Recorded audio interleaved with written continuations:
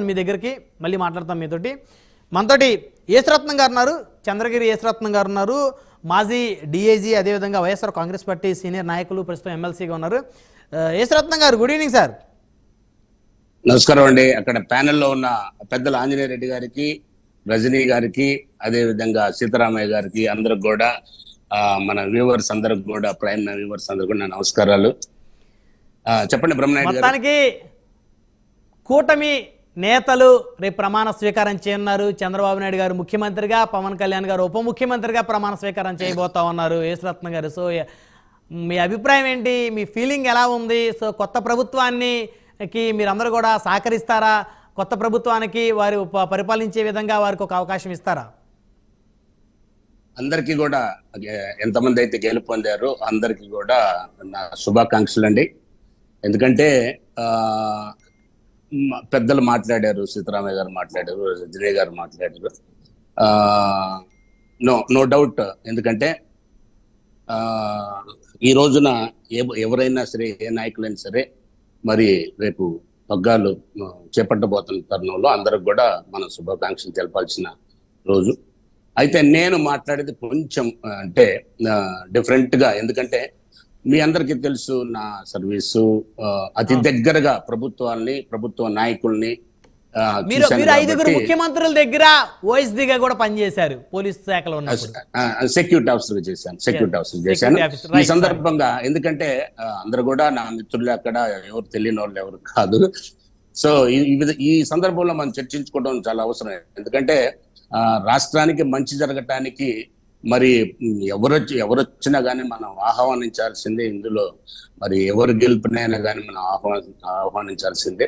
ఈ సందర్భంగా మరి 83, 85 2 సార్లు ప్రభంజనం, టీడీపీ ప్రభంజనం కొత్తగా ఎన్టీ రామారావు గారు మరి పార్టీ పెట్టిన తర్వాత 83లో కానీ, తర్వాత 85లో కానీ టీడీపీ ప్రభంజనం అనమాట.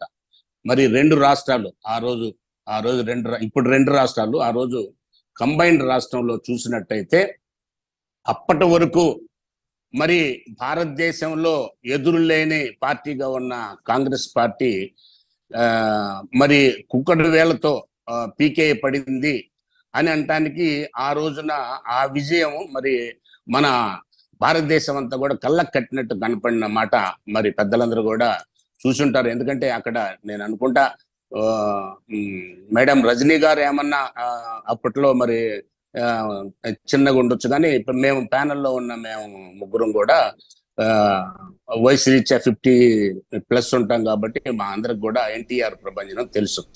సో అలాంటి ప్రభంజనం మరి 83, 85లో అలాంటి ప్రభంజనం సృష్టించిన ఎన్టీ రామారావు గారు మరి బ్రహ్మాండమైన పథకాలు, భారతదేశం అంతా కూడా ఈ రోజు కూడా గుర్తించలేని పథకాలు, ఏదో కిలో 2 రూపాయలకు పిఎం, మరి ఫ్రీ కరెంటు రైతుకు ఇచ్చే కన్స్ట్రక్షన్స్ కానీ, మరి ఆయన పక్క గృహాలు కానీ, అంటే ఈ విధంగా చెప్పుకుంటుంది. ఈ రోజు కూడా ఎన్టీఆర్ గారి మరి నేనేదో ఆయన దగ్గర పనిచేశానని చెప్పి 2 రూపాయలకే కిలో బియ్యం, అప్పట్లో ఇవన్నీ కూడా అద్భుతమైన పథకాలు. భారతదేశం అంతా ఈ రోజు మన రాష్ట్రమే కూడా, మన రాష్ట్రంలో కూడా కిలో 2 రూపాయలు బియ్యం అంటే మరి ఆ తర్వాత మరి ఎంతో మంది పెద్దలు ముఖ్యమంత్రులు అయ్యి కొనసాగించడం జరిగింది. ఈ సందర్భంగా మనం మరి 89లో ఇంత చేసిన ఎన్టీ రామారావు గారిని మరి 2 చోట్ల పోటీ చేస్తే ఒక చోట ఓడించేసేసి కేవలం ఒక 70 సీట్లు చిల్లర, కేవలం 70 సీట్లు చిల్లరకి కుదించేసేసి మరి ఆ రోజు కూకట వేలతో పీకేసిన కాంగ్రెస్ మళ్ళీ వచ్చేసేసి చంద్రబాబు నాయుడు గారు, అదే జనార్దన్ రెడ్డి గారు, విజయభాస్కర్ రెడ్డి గారు పరిపాలించారు 89 నుంచి మరి 94 వరకు. మళ్ళీ 94లో వచ్చేసరికే మరి అదే ప్రజానాయకుడు మరి భారతదేశ ప్రజల్లో ఒక సినీ యాక్టర్గా, ఒక రాముడుగా, ఒక కృష్ణుడుగా మరి ఎన్నో రకాలుగా పిలుచుకునే ఆయన మళ్ళీ 94 వచ్చేసరికి బ్రహ్మాండమైన మెజారిటీతో వచ్చేసేసి ఆయనకు వచ్చిన 72 కాస్త అటు ఇటుగా ఉన్నాయి. దాంట్లో కూడా తక్కువ 34 సీట్లకు 36 సీట్లకు పరిమితం చేసి కాంగ్రెస్ మళ్ళీ కాంగ్రెస్ నే పక్కన పెట్టడం జరిగింది. అంటే ఇప్పుడు వీళ్ళు ఎన్ని సీట్లు సాధించినప్పుడు కూడా మళ్ళీ 5 సంవత్సరాల తర్వాత మళ్ళీ ప్రభుత్వం మారుతుందంటారా? ఎందుకంటే ఇది చాలా అవసరం. సరే, మీ ఇక్కడ తర్వాత మళ్ళీ 1999లో బాబు గారు, చంద్రబాబు నాయుడు గారు బ్రహ్మాండమైన సొంత కెపాసిటీ తోటి ఆయన పోటీ చేసేసి బ్రహ్మాండమైన ప్రభుత్వాన్ని ఏర్పాటు చేయటం జరిగింది. మళ్ళీ 2004 వచ్చేసరికి 2004 వచ్చి ఆయన యాక్చువల్గా ఏంటంటే అక్కడ అప్పుడు జరిగిన కొన్నిట్లో అప్పుడు నక్సలైట్ ప్రాబ్లం అధికంగా ఉండటం అయితేనే ఉంది, పరిపాలన అంత పూర్తిగా ముందుకు పోనీయలేదని కొన్ని కారణాల వల్ల ఆయన కొంచెం ఎన్నికలను కూడా ముందుకు జరిపించేసేసి ఎలక్షన్స్ కొంచెం ఎర్లీగా పోవటం వల్ల ఏదైతేనే ఉంది.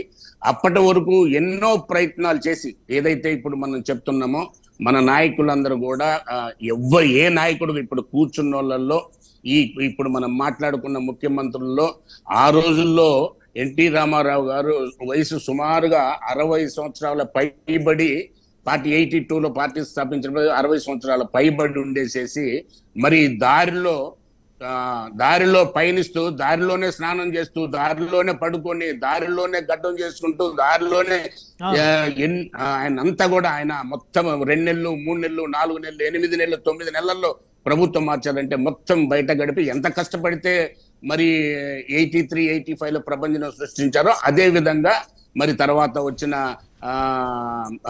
వైఎస్ రాజశేఖర రెడ్డి గారు కానీ, ఆ తర్వాత చంద్రబాబు నాయుడు గారు కానీ, ఆ తర్వాత జగన్మోహన్ రెడ్డి గారు కానీ, వీళ్ళందరూ కూడా పవన్ కళ్యాణ్ గారు కానీ ప్రతి ఒక్కళ్ళు కూడా ఈ స్థాయికి వచ్చారంటే, ఒక పార్టీని శాసించే స్థాయికి వచ్చారంటే తప్పనిసరిగా వాళ్ళ కష్టం డెఫినెట్ గా వాళ్ళ కష్టం ఉంటుంది.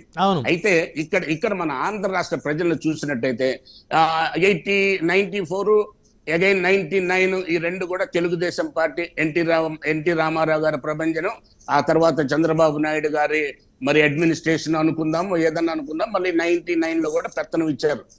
2004లోకి వచ్చేసరికి మళ్ళీ బ్రహ్మాండమైన మెజార్టీ తోటి కాంగ్రెస్ పార్టీ తరఫున రాజశేఖర రెడ్డి గారు అప్పటికే మరి పాదయాత్ర చేసేసి అప్పటికి ఆయన వయసు సుమారుగా ఆ రోజుకి సుమారుగా ఆయన వయసు కూడా 60 సంవత్సరాల పైచిలుకుంటుంది. 60 సంవత్సరాల పైచిలుకుంటుంది. 54 ఉండొచ్చేమో. ఆయన చనిపోయినాటికి 60 సంవత్సరాలు ఉన్నట్టున్నాయి సార్.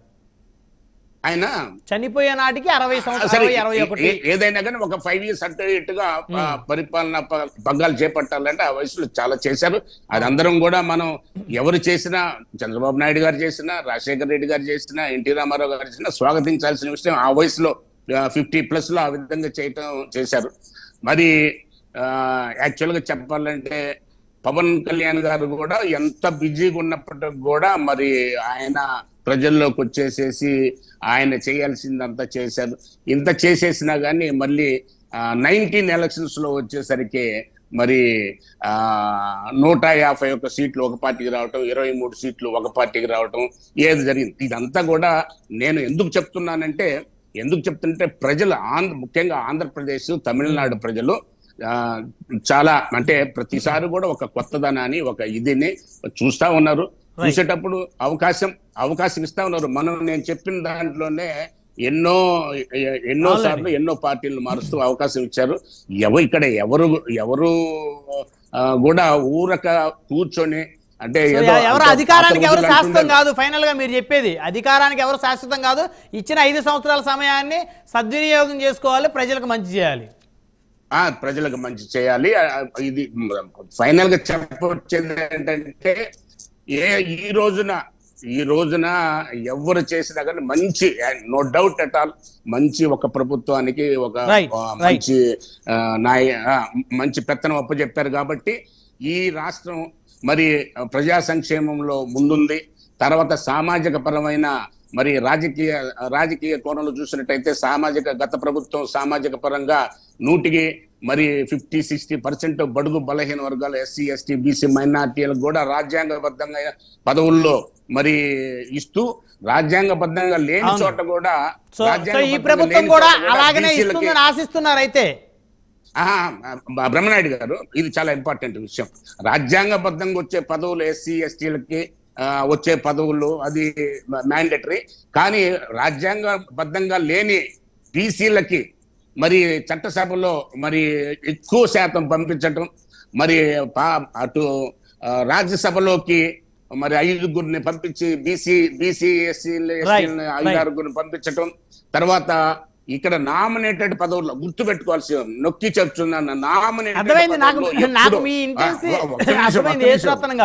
నామినేటెడ్ పదవుల్లో మరి ఎప్పుడు కూడా చరిత్రకు అందని మిర్చియాడ్లో నన్ను ఒక సామాన్యుడిని బీసీ కులానికి చెందిన నాకు ఇవ్వాల్సిన పడలేదు. మీరు సామాన్యులు కాదు, మాజీ డిఐజీ మీరు. సో కాబట్టి మీకు ఇచ్చారు, సామాన్యులకు చాలా తక్కువ మందికే ఇచ్చారు వైఎస్ఆర్సీపీలో. మీ పార్టీని మీరు ప్రొటెక్ట్ చేసుకుంటున్నారు. మీరు సామాన్యులను మీరు అనుకుంటే 5 ముఖ్యమంత్రుల దగ్గర సెక్యూరిటీ ఆఫీసర్ గా పనిచేసిన ఒక మాజీ పోలీసు ఉన్నతాధికారి సామాన్యుడు కాదు. రాజకీయంగా రాజకీయంగా నేను చిన్నవాడిని అయినా గానీ నాకు 3.5 సంవత్సరాలు ఇచ్చేసి చరిత్ర అంటే మిర్చియార్డు చరిత్ర తిరగరాశారు. అలానే నేను కోరుకుంటున్నాను. నేను ఎందుకంటే మంచి ఒకళ్ళు చీఫ్ మినిస్టర్, తర్వాత ఒకళ్ళు డిప్యూటీ చీఫ్ మినిస్టర్ నేను ఒప్పుకుంటాను. ఆయన ఎందుకంటే అంటే పార్టీ పేరు చెప్పొచ్చో లేదో కానీ ఒక కమ్యూనిస్టు భావాలుండి, కమ్యూనిస్టు భావాలంటే ఒక స్పీడ్ అవన్నీ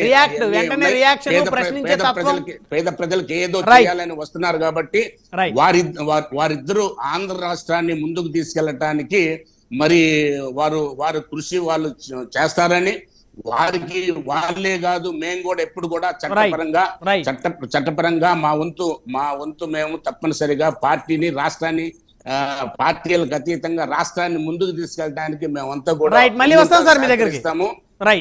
కాబట్టి ఇది గమనించాలి. మళ్ళీ వస్తాను సార్ మీ దగ్గరికి. మనతోటి ఆంజనేయ రెడ్డి గారు, భారతీయ జనతా పార్టీ సీనియర్ నాయకులు. ఆంజనేయ రెడ్డి గారు, good evening sir. Good evening Brahmanaidu గారు.